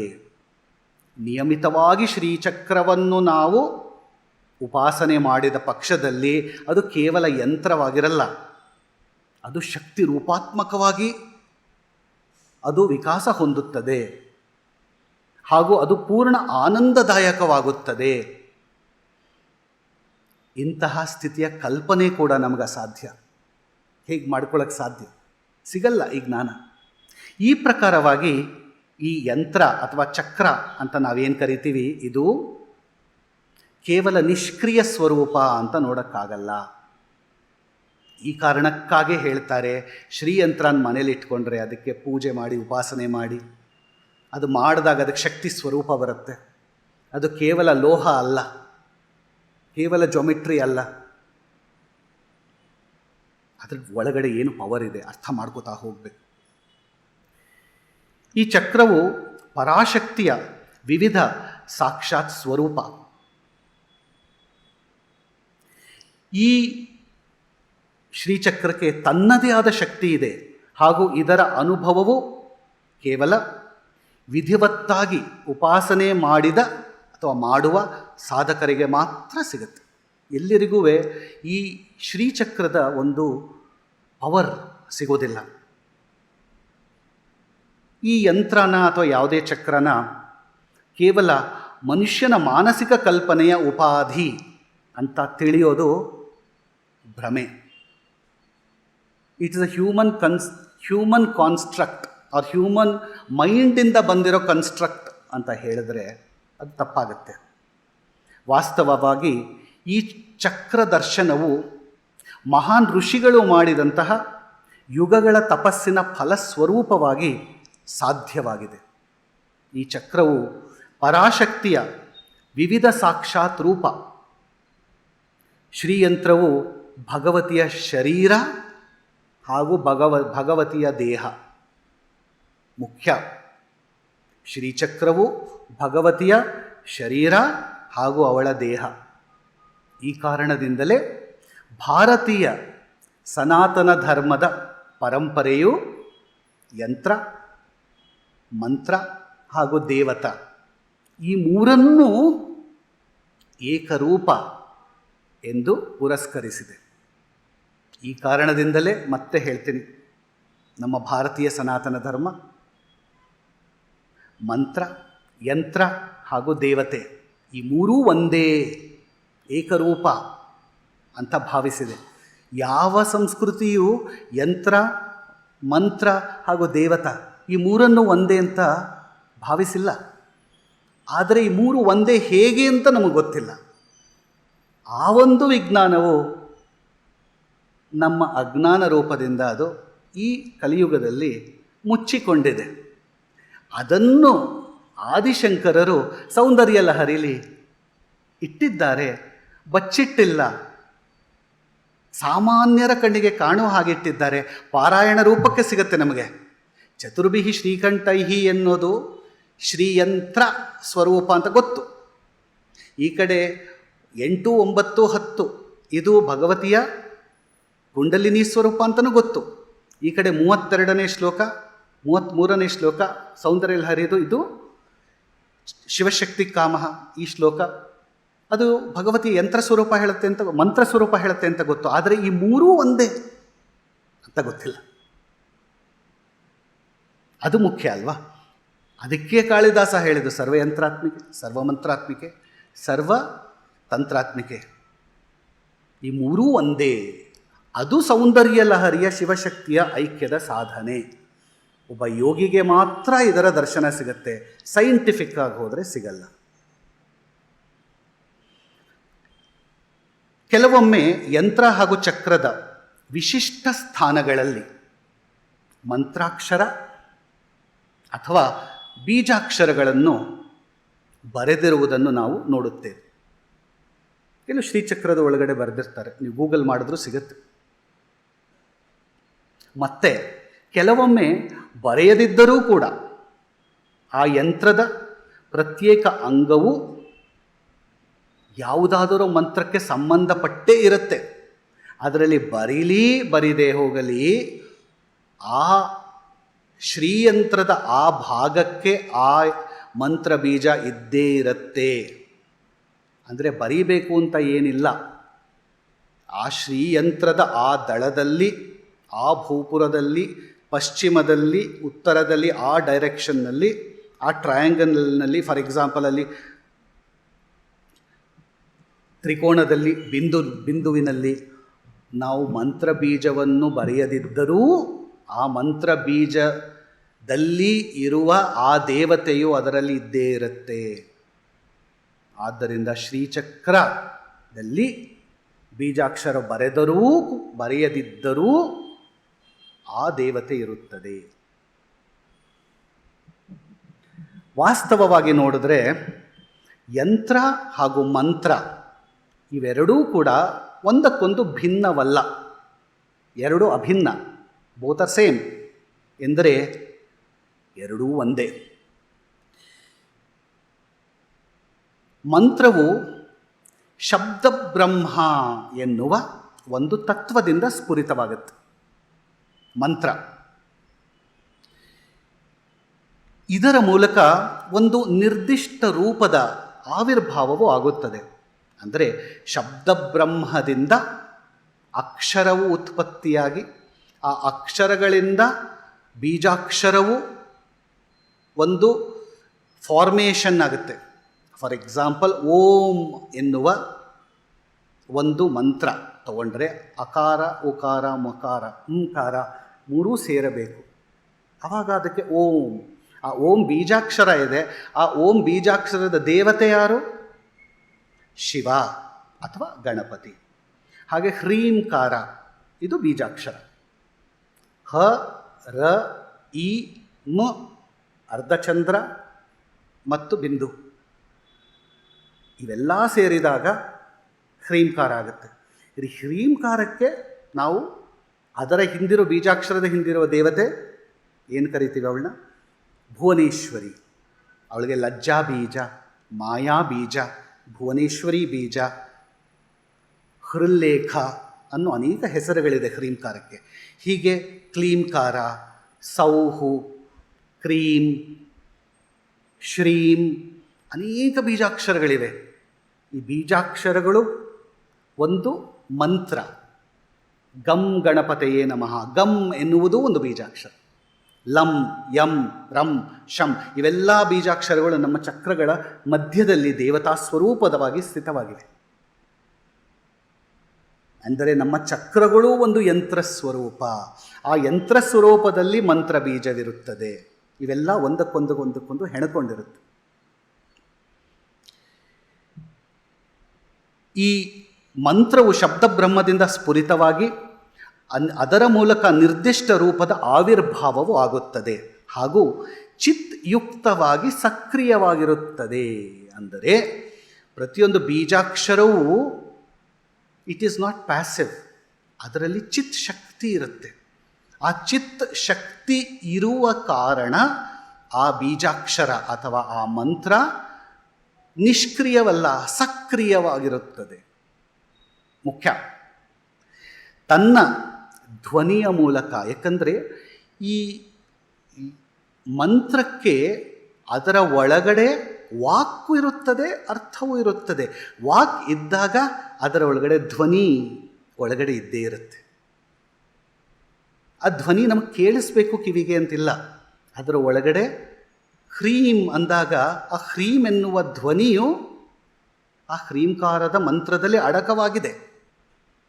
ಧ್ವನಿ ಇರುತ್ತೆ. ಆ ಧ್ವನಿಯು ಕ್ರಿಯಾಶಕ್ತಿಯ ಮೂಲಕ ಅದನ್ನು ಸ್ಫುರಿತವಾಗತ್ತಾಚೆ. ಪರಾಪಶ್ಯಂತಿ ಮಧ್ಯಮ ವೈಖರಿ ರೂಪದಲ್ಲಿ ಬಂದಾಗ ಹ್ರೀಂ ಅಂತ ಕೇಳಿಸುತ್ತೆ. ನಮ್ಮ ಕಿವಿ ಇದ್ದರೆ ಕೇಳಿಸುತ್ತೆ, ಇಲ್ಲದಿದ್ದರೆ ಮನಸ್ಸಿಗೆ ಕೇಳಿಸಬೇಕು, ಇಲ್ಲದಿದ್ದರೆ ಮಧ್ಯಮನಲ್ಲಿ ಒಳಗಡೆ ದರ್ಶನದಲ್ಲಿ ಅದು ಮಂತ್ರದ್ರಷ್ಟಾರನಾಗಿ ಅದು ನನಗೆ ಸಿಗಬೇಕು. ಧ್ವನಿಯ ಮೂಲಕ ಮಂತ್ರವು ದೇವತೆಯ ಸೂಕ್ಷ್ಮ ಸ್ವರೂಪ ಅಥವಾ ಚಿತ್ ಶಕ್ತಿಯ ಆ ಸ್ವರೂಪದ ಯಂತ್ರದ ಮೂಲಕ ಪ್ರಸ್ತುತವಾಗುತ್ತದೆ. ಎಂದರೆ ಈ ದೇವತೆ ಅಂತ ನಾವೇನು ಹೇಳ್ತೀವಿ, ಈ ದೇವತೆಯು ಮಂತ್ರರೂಪಾತ್ಮಕವಾಗಿ ಒಂದು ಬೀಜ ಮಂತ್ರದ ರೂಪಾತ್ಮಕವಾಗಿ ತನ್ನನ್ನು ತಾನು ವ್ಯಕ್ತಗೊಳಿಸುತ್ತದೆ. ಆಗ ವಾಕ್ ಹಾಗೂ ಅರ್ಥದ ಅಂತರ್ಗರ್ಭಿತ ರೂಪದಲ್ಲಿ ಅದು ಬೀಜ ಮಂತ್ರ ರೂಪದಲ್ಲಿ ಇರುತ್ತೆ, ಅಥವಾ ಅದು ಯಂತ್ರ ಸ್ವರೂಪವನ್ನು ಪಡೆಯುತ್ತದೆ. ಎರಡೂ ಇರುತ್ತೆ. ಎರಡು ಸ್ವರೂಪವೂ ಶಬ್ದ ಬ್ರಹ್ಮಕ್ಕೆ ಇರುತ್ತದೆ. ಹಾಗೆ ಲಲಿತಾ ತ್ರಿಪುರ ಸುಂದರಿಗೆ ಒಂದು ಮಂತ್ರಸ್ವರೂಪವೂ ಇದೆ, ಅವಳಿಗೆ ಒಂದು ಯಂತ್ರ ಸ್ವರೂಪವೂ ಇದೆ. ಆ ಮಂತ್ರಸ್ವರೂಪವೇ ಪಂಚದಶಾಕ್ಷರಿ ಅಥವಾ ಷೋಡಶಾಕ್ಷರಿ, ಅವಳ ಮಂತ್ರಸ್ವರೂಪವೇ ಶ್ರೀಚಕ್ರ. ಹಾಗೆ ಪ್ರತಿಯೊಂದು ದೇವತೆಗೂ ಹೀಗಿರುತ್ತೆ. ದೇವತೆಯು ತನ್ನನ್ನು ತಾನು ಅಭಿವ್ಯಕ್ತ ಮಾಡಿಕೊಳ್ಳುವಾಗ ಮಂತ್ರಸ್ವರೂಪವನ್ನು ಪಡೆಯಬಹುದು, ಜೊತೆಗೆ ಒಂದು ಯಂತ್ರ ಸ್ವರೂಪವನ್ನು ಪಡೆಯಬಹುದು. ಹಾಗಿದ್ದರೆ we are all spiritual beings ಅಂತ ನಾವು ನಮ್ಮನ್ನು ಕರೆದುಕೊಂಡರೆ ನಮಗೂ ಕೂಡ ಒಂದು ಮಂತ್ರ ಸ್ವರೂಪವಿದೆ, ನಮಗೂ ಕೂಡ ಒಂದು ಯಂತ್ರ ಸ್ವರೂಪವಿದೆ. ಅದೇ ನಮ್ಮ ಅಭಿವ್ಯಕ್ತಿ ಅಲ್ವಾ? ಅಹಂ ಬ್ರಹ್ಮಾಸ್ಮಿ ಎಂದಾಗ ನನಗೂ ಪರಶಿವನಿಗೂ ಏನು ವ್ಯತ್ಯಾಸವಿಲ್ಲ. ಎಂದರೆ ನನಗೂ ಮಂತ್ರ ಸ್ವರೂಪವಿರಬೇಕು, ನನಗೂ ಒಂದು ಯಂತ್ರ ಸ್ವರೂಪವಿರಬೇಕು. ನಾನು ನಿಮ್ಮನ್ನು ನೋಡ್ತಾ ಇದ್ದೀನಿ ಅಂದರೆ ನಿಮ್ಮ ಯಂತ್ರ ಸ್ವರೂಪನ ನೋಡ್ತಾ ಇದ್ದೀನಿ. ಈ ನಮ್ಮ ದೇಹವೇ ನಮ್ಮ ಯಂತ್ರ ಸ್ವರೂಪ. ನಮ್ಮ ಆತ್ಮವೇ, ಆತ್ಮದಿಂದ ನಾವು ಏನು ವಾಕ್ ಅಂತ ಮಾಡ್ತೀವಿ ಅದೇ ನಮ್ಮ ಮಂತ್ರ ಸ್ವರೂಪ. 50 ಅಕ್ಷರಗಳ ಮಾತೃಕೆಯ ಸ್ವರೂಪದಲ್ಲಿ ನಮ್ಮ ಮಂತ್ರ ಸ್ವರೂಪವು ಅಭಿವ್ಯಕ್ತವಾಗುತ್ತದೆ. ಸಂಸ್ಕೃತದಲ್ಲಿ ಚೆನ್ನಾಗಿ, ಭಾಷೆಯಲ್ಲಿ, ಕನ್ನಡದಲ್ಲಿ, ನಮ್ಮ ಮಾತೃಭಾಷೆಯಲ್ಲಿ ಸರಿಯಾಗಿ ಮಾತಾಡಿದರೆ ಅದು ಮಂತ್ರ ರೂಪದಲ್ಲಿ ಇನ್ನೊಬ್ಬರಿಗೆ ಉಪಯೋಗವಾಗುವ ಹಾಗೆ ಆಚೆ ಬರುತ್ತೆ. ಇಲ್ಲದಿದ್ದರೆ ನಿಷ್ಕ್ರಿಯವಾಗಿ ಹೋಗುತ್ತದೆ.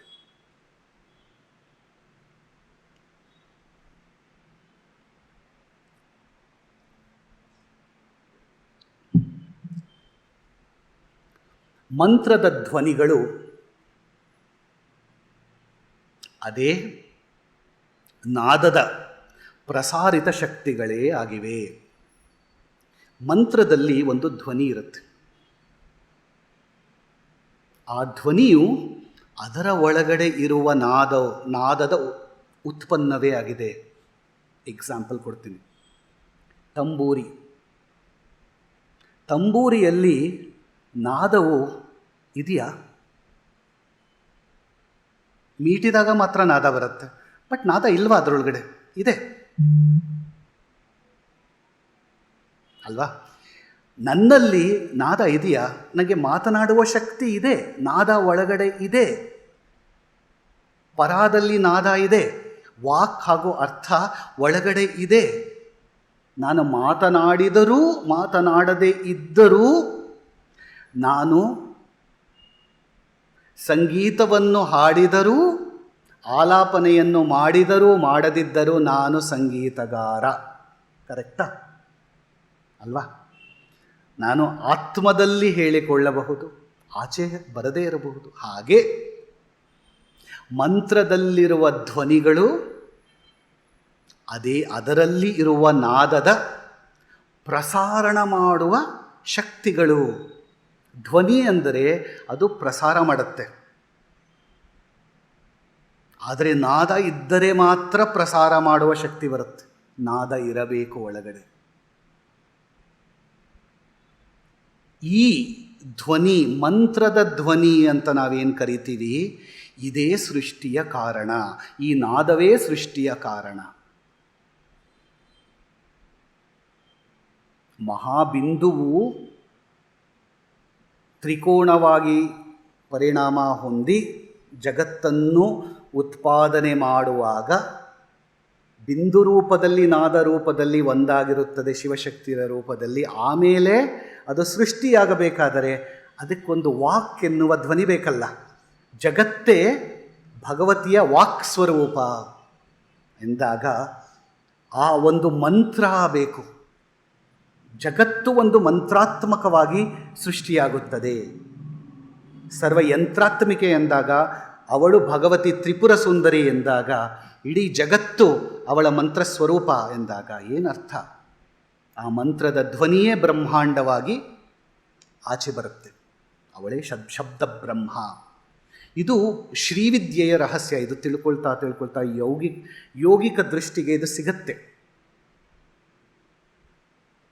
ಈ ಪ್ರಕಾರವಾಗಿ ಸಕಲ ವಿಶ್ವವು ವಿಭಿನ್ನ ಮಂತ್ರ ರೂಪಗಳಲ್ಲಿ ಅಭಿವ್ಯಕ್ತವಾಗುತ್ತದೆ. ನಾವು ಹೇಳ್ತೀವಿ, ಇಡೀ ಜಗತ್ತು ಗಾಯತ್ರಿ ಎನ್ನುವ ಛಂದಸ್ಸಿನಿಂದ ಮಾಡಲ್ಪಟ್ಟಿದೆ. ವ್ಯಷ್ಟಿ ರೂಪದಲ್ಲಿ ಗಾಯತ್ರಿ ಮಂತ್ರ ಬ್ರಹ್ಮ ಗಾಯತ್ರಿ. 3 ವ್ಯಾಹೃತಿಗಳನ್ನು ವಿಶ್ವಾಮಿತ್ರರು 3 ಲೋಕಕ್ಕೆ ಕೊಟ್ಟಾಗ ಭೂಹು ಭುವಃ ಸುವಃ ಎನ್ನುವ 3 ವ್ಯಷ್ಟಿ ರೂಪದಲ್ಲಿ ಬಂತು. ಒಂದು ಮಂತ್ರಕ್ಕೆ ಎಷ್ಟಿದೆ ಪವರ್ ನೋಡಿ. ನೀವು ಮಹಾಬ್ರಾಹ್ಮಣ ಓದಿದಾಗ, ಓದಿಲ್ಲದೆ ಇದ್ದರೆ ಓದಿ, ಸಿಗತ್ತಿದು ಹೇಗೆ ಅವರು ಬ್ರಹ್ಮ ಗಾಯತ್ರಿಯನ್ನು ವಿಶ್ವಕ್ಕೆ ತಂದು ಕೊಟ್ಟರು ಅಂತ. ಆ 3 ಮತ್ತೆ ವ್ಯಷ್ಟಿ ಮಾಡಿದಾಗ 7 ಸಿಗತ್ತೆ. ಭೂಹು ಭುವಃ ಸುವಃ ಜನಃ ಮಹಾ ತಪಃ ಸತ್ಯಲೋಕ. ಈ 7 ಲೋಕಗಳಿಗೂ ಕೂಡ ಮಂತ್ರವನ್ನು ದಯಪಾಲಿಸುವ ಶಕ್ತಿ ಒಂದು. ಸೊ ಈ ಗಾಯತ್ರಿ ಛಂದಸ್ಸು ಯೂನಿವರ್ಸಲ್ ಛಂದಸ್, ಯೂನಿವರ್ಸಲ್ ಮೆಷರ್ಮೆಂಟ್ ಅಂತ ಕರಿತೀವಿ. ಪ್ರತಿಯೊಂದು ಅಣುವು ಕೂಡ ಗಾಯತ್ರಿಯಲ್ಲಿಯೇ ಅಡಕವಾಗಿದೆ. ಅಂದರೆ ಮಂತ್ರಕ್ಕೆ ಎಷ್ಟು ಪವರ್ ಇದೆ ಅಂತಲೂ ನಮಗೆ ಗೊತ್ತಿಲ್ಲ. ಆ ಮಂತ್ರದ ಪವರನ್ನು ನಾವು ತಿಳ್ಕೊಳ್ಳೋದಕ್ಕೋಸ್ಕರ ಜನವಾರ ಹಾಕ್ಕೊಂಡು ಪ್ರತಿದಿನ ಗಾಯತ್ರಿ 3 ಸಲ ಗಾಯತ್ರಿ ಮಂತ್ರ ಹೇಳ್ಕೊಂಡು, ಧಿಯೋ ಯೋನ ಪ್ರಚೋದಯ, ತಮ್ಮ ನಿನ್ನ ಜ್ಞಾನನ ನನಗೆ ಕೊಡು ತಾಯಿ, ಪ್ರಚೋದನೆ ಮಾಡು ಅಂತ ಕೇಳ್ಕೋಬೋದಷ್ಟೇ ಗಾಯತ್ರಿಯನ್ನು. ಸೊ ಗಾಯತ್ರಿಯ ಮಂತ್ರಸ್ವರೂಪ ಗೊತ್ತು, ಅವಳ ಯಂತ್ರ ಸ್ವರೂಪ ನೋಡಿರ್ಬೋದು. ಕೆಲವರು ಗಾಯತ್ರಿ ಯಂತ್ರ ನೋಡಿರ್ತೀರ. ಆದರೆ ಸೂರ್ಯ ಭಗವಂತ ಗಾಯತ್ರಿಯ ದೇವತಾ ಸ್ವರೂಪ. ನಮ್ಮ ಕಣ್ಣಿಗೆ ಕಾಣಿಸುವ ಏಕೈಕ ದೇವತೆ ಎಂದರೆ ಗಾಯತ್ರಿ. ಸೂರ್ಯ ಭಗವಂತನ ರೂಪದಲ್ಲಿ ಗಾಯತ್ರಿಯು ನಮ್ಮ ಕಣ್ಣಿಗೆ ಪ್ರತಿದಿನವೂ ದರ್ಶನವನ್ನು ಕೊಡುತ್ತಾಳೆ. ಹೀಗೆ ಯಂತ್ರ, ಮಂತ್ರ, ತಂತ್ರ ಎಲ್ಲವೂ ಅಡಕವಾಗಿದೆ. ಆದರೆ ಗಾಯತ್ರಿ ಬಗ್ಗೆ ಗೊತ್ತು. ಗಾಯತ್ರಿ ಎಂದರೆ ಏನು ಅಂತ ತಿಳ್ಕೋಬೇಕು. ಗಾಯತ್ರಿಯನ್ನು ತಿಳಿದುಕೊಂಡು ಶ್ರೀವಿದ್ಯೆಗೆ ಬರಬೇಕು. ಯಾಕೆಂದರೆ ಗಾಯತ್ರಿ ಮಂತ್ರವು ಶ್ರೀವಿದ್ಯಾ ಮಂತ್ರದ ಮುಖ್ಯ ಸ್ಥೂಲ ಸ್ವರೂಪ ಮಾತ್ರ. ಗೊತ್ತಿಲ್ಲ ನಮಗೆ. ಶ್ರೀವಿದ್ಯಾ ಮಂತ್ರವನ್ನು ಎಷ್ಟು ರಹಸ್ಯವಾಗಿದೆ ಅಂದರೆ ಹೇಗೋ ಅದನ್ನು ಸಂಕೇತಾತ್ಮಕವಾಗಿ ಹೇಳೋದಕ್ಕೆ ಹೋಗಿ ಪ್ರಯತ್ನ ಪಟ್ಟಾಗ ಅದು ಗಾಯತ್ರಿ ಮಂತ್ರವಾಗಿ ಆಚೆ ಬರುತ್ತೆ. ಮತ್ತೆ ಹೇಳ್ತೀನಿ, ಶ್ರೀವಿದ್ಯಾ ಮಂತ್ರ ಅದನ್ನು ಅವಳ ಮಂತ್ರವನ್ನು ಹೇಗೋ ಬಚ್ಚಿಟ್ಟು ಸಂಕೇತಾತ್ಮಕವಾಗಿ ಹೇಳಕ್ಕೆ ಹೋದಾಗ ಅದು ಗಾಯತ್ರಿ ಮಂತ್ರವಾಗಿ ಆಚೆ ಬರುತ್ತೆ. ಆದ್ದರಿಂದ ನಮಗೆ ಗಾಯತ್ರಿ ಮಂತ್ರವನ್ನು ಕೊಟ್ಟು ಒಂದು ಕಡೆ ಉಪಕಾರ ಮಾಡಿದ್ದಾರೆ ನಮ್ಮ ಮಂತ್ರದ್ರಷ್ಟಾರರು, ಈ ಕಡೆ ಅದರ ಒಳಗಡೆ ಅಂತರ್ಗರ್ಭಿತವಾದ ಶ್ರೀವಿದ್ಯಾ ಪಂಚದಶಾಕ್ಷರಿ ಮಂತ್ರವನ್ನು ಕೂಡ ಕೊಟ್ಟು ಅದರ ಸೀಕ್ರೆಟ್ಸ್ನ ನಾವು ಶ್ರೀಯಂತ್ರದಲ್ಲಿ ಅಡಕ ಮಾಡಿ ಕೂಡ ಇಟ್ಟಿದ್ದಾರೆ. ಈಗ ಲಾಸ್ಟ್ ಒಂದು ಪಾಯಿಂಟ್ ಹೇಳ್ತೀನಿ ಇವತ್ತು. ಮಂತ್ರ ಅಂತ ತಗೊಂಡಾಗ ಶಬ್ದ ಬ್ರಹ್ಮಗೆ ಹೋದವು. ಯಂತ್ರ ಅಂತ ತಗೊಂಡಾಗ ನಮಗೆ ಕಣ್ಣು ಕಾಣಿಸುತ್ತಲ್ವಾ, ಅದು ರೂಪತತ್ವ. ರೂಪವು ತನ್ನ ಸೂಕ್ಷ್ಮವಾದ ಅಭಿವ್ಯಕ್ತಿಯಲ್ಲಿ ಧ್ವನಿ ಅಥವಾ ಮಂತ್ರವಾಗಿದೆ. ಹೇಗೆ ಅಂದರೆ, ಮೊದಲು ಆಕಾಶತತ್ವ. ಆಕಾಶತತ್ವವು ಶಬ್ದತತ್ವ, ಶಬ್ದದಲ್ಲಿ ಇದೆ. ಆಮೇಲೆ ವಾಯುತತ್ವ, ವಾಯುತತ್ವವು ಸ್ಪರ್ಶ. ಆಮೇಲೆ ಅಗ್ನಿತತ್ವ, ಆಮೇಲೆ ರೂಪ ಬರುತ್ತೆ. ಪಂಚೀಕರಣ ತಗೊಂಡಾಗ ರೂಪತತ್ವವು ಶಬ್ದತತ್ವಕ್ಕಿಂತ ಸ್ಥೂಲವಾದದ್ದು. ಅಂದರೆ ಶಬ್ದತತ್ವದಿಂದ ರೂಪತತ್ವ ಬಂದಿದೆ. ಅಂದರೆ ಯಂತ್ರವಾಗಿ ಒಂದು ಹೊರಬರಬೇಕಾದರೆ ಅದರ ಕಾರಣವಾಗಿ ಇರಬೇಕಾಗಿದ್ದು ಧ್ವನಿ. ಶಬ್ದತತ್ವವು ಫಸ್ಟ್ ಬರಬೇಕು, ಆಮೇಲೆ ಪಂಚೀಕರಣದಲ್ಲಿ ನಮಗೆ ಯಂತ್ರ ರೂಪ ಸಿಗುತ್ತೆ. ಅಂದರೆ ಮೊದಲು ಮಂತ್ರ, ಆಮೇಲೆ ಯಂತ್ರ. ಲಾಜಿಕ್ ಕರೆಕ್ಟ್ ಆಗಿದೆಯಾ? ಸರಿ. ರೂಪವು ತನ್ನ ಸೂಕ್ಷ್ಮ ಅಭಿವ್ಯಕ್ತಿಯಲ್ಲಿ ಮಂತ್ರವಾಗೇ ಇದೆ. ನಾವು ಯಾವುದನ್ನು ರೂಪ ಅಂತ ನೋಡ್ತಾ ಇದ್ದೀವಿ, ಅದು ಪ್ರೈಮಾಡಿಯಲ್ ಆಗಿ ಅದು ಮಂತ್ರ ಆಗಿರಬೇಕು. ಅಂದರೆ ನಾನು ನಿಮ್ಮನ್ನು ನೋಡ್ತಾ ಇದ್ದೀನಿ ರೂಪತತ್ವದಲ್ಲಿ, ನೀವು ಮಂತ್ರತತ್ವದಲ್ಲೇ ನೀವು ಇದ್ದೀರಾ. ಸೂಕ್ಷ್ಮವಾಗಿ ನೋಡಿದಾಗ ನಾವೆಲ್ಲರೂ ಮಂತ್ರ ಸ್ವರೂಪರು, ಆದರೆ ನಮಗದು ಗೊತ್ತಿಲ್ಲ. ಹಾಗೂ ಧ್ವನಿಯ ಸ್ಥೂಲ ಅಭಿವ್ಯಕ್ತಿಯಲ್ಲಿ ಯಂತ್ರವೂ ಇದೆ. ಧ್ವನಿಯ ಸ್ಥೂಲ ಅಭಿವ್ಯಕ್ತಿಯೇ ಯಂತ್ರ. ಅಂದರೆ ಸೂಕ್ಷ್ಮ ಅಭಿವ್ಯಕ್ತಿಯಲ್ಲಿ ಶಿವಶಕ್ತಿಯರು ಮಹಾಬಿಂದುವಿನ ರೂಪದಲ್ಲಿ ಇದ್ದರೆ, ಸ್ಥೂಲ ಅಭಿವ್ಯಕ್ತಿಯಲ್ಲಿ ಅವರು ಶ್ರೀಚಕ್ರ ರೂಪವಾಗಿ ಕಾಣಿಸ್ತಾರೆ. ಫಸ್ಟು ಧ್ವನಿ, ಮಂತ್ರ, ಆಮೇಲೆ ಯಂತ್ರ. ಶ್ರೀಚಕ್ರವು ಯಂತ್ರ, ಅದಕ್ಕೆ ಹಿಂದೆ ಒಂದು ಮಂತ್ರವಿರಬೇಕಲ್ಲ. ಶಿವಶಕ್ತಿಯರ ಮಂತ್ರ ಅದೇ ಪಂಚದಶಾಕ್ಷರಿ ಮಂತ್ರ. ಹಾಗಾಗಿ ಮಂತ್ರದ ಸ್ಥೂಲ ಅಭಿವ್ಯಕ್ತಿಯು ಯಂತ್ರ. ವಾಸ್ತವವಾಗಿ ಎರಡೂ ಕೂಡ ಒಂದೇ ತತ್ವ. ಬಾಹ್ಯ ರೂಪದಲ್ಲಿ ಯಂತ್ರ ಹಾಗೂ ಮಂತ್ರ ಇವೆರಡೂ, ಈ ಯಂತ್ರ ಮತ್ತು ಮಂತ್ರ ಭಿನ್ನ ಭಿನ್ನವಾಗಿ ತೋರಿದರೂ ಕೂಡ ನಿಜವಾಗಿ ಇವೆರಡು ಒಂದಕ್ಕೊಂದು ಪೂರಕವಾಗಿ, ಒಂದಕ್ಕೊಂದು ಸಪೋರ್ಟ್ ಆಗಿ ಯಂತ್ರ ಹಾಗೂ ಮಂತ್ರಗಳು ಸ್ಥಿತವಾಗಿರುತ್ತೆ. ಯಾವುದೇ ಯಂತ್ರವನ್ನು ನಾವು ವಿಶ್ಲೇಷಣೆ ಮಾಡಿದಾಗ ಅದನ್ನು ಒಂದು ಮಂತ್ರದ ಅನುಭವ ರೂಪದಲ್ಲಿಯೂ ಕೂಡ ನಾವು ಅದರ ಸಿದ್ಧಿಯನ್ನು ಪಡೆದುಕೊಳ್ಳಬಹುದು. ಹಾಗೂ ಇದೇ ಪ್ರಕಾರದಲ್ಲಿ ಯಾವುದೇ ಮಂತ್ರವನ್ನು ಕೂಡ ಒಂದು ನಿರ್ದಿಷ್ಟ ಯಂತ್ರ ರೂಪದಲ್ಲಿ ಕೂಡ ನಾವು ನೋಡಬಹುದು. ಇದನ್ನು ವಿಜ್ಞಾನ ಕೂಡ ಪುಷ್ಟೀಕರಿಸುತ್ತೆ. ಯಾವ ಪ್ರತ್ಯೇಕ ಧ್ವನಿಯು ಒಂದು ಪ್ರಕಾರದ ಜೊಮೆಟ್ರಿಕ್ ಅಥವಾ ರೇಖಾಚಿತ್ರ ಆಕೃತಿಯ ನಿರ್ಮಾಣ ಮಾಡುತ್ತದೆ, ಇದನ್ನು ಸೈಮ್ಯಾಟಿಕ್ಸ್ ಅಂತ ಕರೀತಾರೆ. CYMATICS. ಈ ಸೈಮ್ಯಾಟಿಕ್ಸ್ ಅಂತ ನೀವು ಗೂಗಲ್ ಮಾಡಿದ್ರೆ ಅದರಲ್ಲಿ ಬೇರೆ ಬೇರೆ ಫ್ರೀಕ್ವೆನ್ಸಿನಲ್ಲಿ ಸೌಂಡನ್ನು ಪ್ರೊಡ್ಯೂಸ್ ಮಾಡಿದ್ರೆ ಅದು ಜೊಮೆಟ್ರಿಕ್ ಪ್ಯಾಟರ್ನ್ಸ್ನ ಮಾಡುತ್ತೆ ಒಂದು ಸರ್ಫೇಸ್ ಮೇಲೆ. ಅದು ತೋರಿಸ್ತಾರೆ. ಅಂದರೆ ನಾವು ಶಬ್ದ ರೂಪಾತ್ಮಕವಾಗಿ ಏನಾದ್ರು ಓಂಕಾರ ಪ್ರೊಡ್ಯೂಸ್ ಮಾಡಿ ಅದರ ಮೇಲೆ ಸ್ಯಾಂಡನ್ನೋ ಏನೋ ಒಂದು ಇದು ಸ್ಪ್ರಿಂಕಲ್ ಮಾಡಿದ್ರೆ ಅದು ಒಂದು ಶೇಪ್ ತಗೊಳುತ್ತೆ. ಒಂದು ಯಂತ್ರ ಸ್ವರೂಪ, ಮಂಡಲ ಸ್ವರೂಪ ತಗೊಳುತ್ತೆ. ಅಂದರೆ ಪ್ರತಿಯೊಂದು ಮಂತ್ರಕ್ಕೂ ಕೂಡ, ಪ್ರತಿಯೊಂದು ಧ್ವನಿಗೂ ಕೂಡ ಒಂದು ಯಂತ್ರ ರೂಪ ಇದೆ ಅಂತ ಸೈಮ್ಯಾಟಿಕ್ಸ್, CYMATICS, ಈ ಒಂದು ಸೈನ್ಸ್ ಹೇಳುತ್ತೆ. ನಿಮ್ಗೆ ಯೂಟ್ಯೂಬಲ್ಲಿ ಬೇಕಾದಷ್ಟು ವಿಡಿಯೋ ಸಿಗುತ್ತೆ ಸೈಮ್ಯಾಟಿಕ್ಸ್ ಅಂತ ಹೋದರೆ. ಅದು ಯಂತ್ರ ಹಾಗೂ ಮಂತ್ರದ ಸಮನ್ವಯತೆಯನ್ನು ಹೇಳುತ್ತೆ. ಧ್ವನಿಮಾಪಕ ಯಂತ್ರಗಳು ಬೇಕಾದಷ್ಟಿದೆ, ಸೌಂಡ್ ಮೆಷರಿಂಗ್ ಇನ್ಸ್ಟ್ರೂಮೆಂಟ್ಸ್, ಸೈಮ್ಯಾಟಿಕ್ಸ್. ಇವುಗಳಿಂದ ಇದನ್ನು ಮಂತ್ರ ಹಾಗೂ ಯಂತ್ರದ ಸ್ವರೂಪವನ್ನು ನಾವು ನೋಡಲು ಸಾಧ್ಯ. ಇವತ್ತು ಒಳಗೆ ಹೋಗದೆ ಹೋದರೂ ವಿ ವರ್ ಏಬಲ್ ಟು ಒಂದು ಯಂತ್ರ, ಮಂತ್ರ ಹಾಗೂ ಈ ಶ್ರೀಚಕ್ರದ ಹಿಂದೆ ಇರುವ ಒಂದು ವಿಜ್ಞಾನ, ಇದನ್ನು ಅನುಸಂಧಾನ ಮಾಡಿದ್ದೇವೆ. ಈ ಬ್ಯಾಕ್ಗ್ರೌಂಡು ನಮಗೆ ಮುಂದೆ ಹೋಗೋಕ್ಕೆ ತುಂಬ ಹೆಲ್ಪ್ ಆಗುತ್ತೆ. ನಾವು ತಯಾರಾಗ್ತೀವಿ ನಿಜವಾಗ್ಲೂ ಶ್ರೀಚಕ್ರನ ಅರ್ಥ ಮಾಡ್ಕೊಳ್ಳೋಕ್ಕೆ. ಆದ್ದರಿಂದ I thought it was important for us to do this ಅನುಸಂಧಾನ. ಧನ್ಯವಾದ.